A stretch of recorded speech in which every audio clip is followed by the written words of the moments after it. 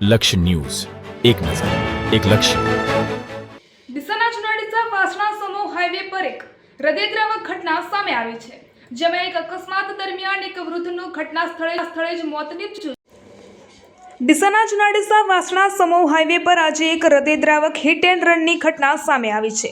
પૂરપાટ ઝડપે આવી રહેલ એક સ્વિફ્ટ કારે રોડ પરથી પસાર થઈ રહેલા 75 વર્ષીય વૃદ્ધને અડફેટે લેતા તેમનું ઘટના સ્થળે જ કમકમાટીભર્યું મોત નીપજ્યું હતું.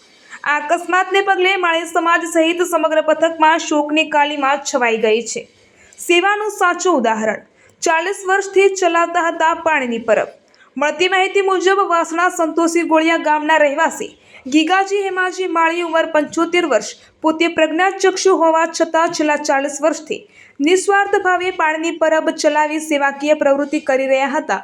આજે અકસ્માતનો ભોગ બનતા સેવાનું એક ઘરેણું છીનવાઈ ગયું છે, જેના કારણે સ્થાનિકોમાં ભારે અરેરાટી જોવા મળી રહી છે. પોલીસ અને એમ્બ્યુલન્સ ટીમને ઘટનાની જાણ થતાં જ આસપાસના લોકોના ટોળેટોળા ઉમટી પડ્યા હતા. સ્થાનિકો દ્વારા 108ને જાણ કરાતા એમ્બ્યુલન્સ તાત્કાલિક ઘટના સ્થળે દોડી આવી હતી.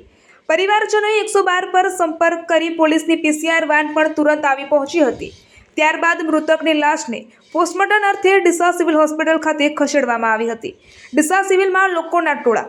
પોલીસ તપાસ તેજ. આ અકસ્માત અંગે ડીસા રૂરલ પોલીસને જાણ કરવામાં આવતા બીટ જમાદાર સહિતનો કાફિલો ઘટના સ્થળે પહોંચી આગળની તપાસ હાથ ધરી છે. બીજી તરફ ડીસા સિવિલ હોસ્પિટલ ખાતે પણ મોટી સંખ્યામાં લોકો ઉમટી પડ્યા હતા. અકસ્માત સર્જી ફરાર થઈ ગયેલ કાર ચાલક વિરુદ્ધ ગુનો નોંધી વધુ તપાસ હાથ ધરી છે. અહેવાલ વિક્રમસિંહ રાઠોડ, ભીલડી.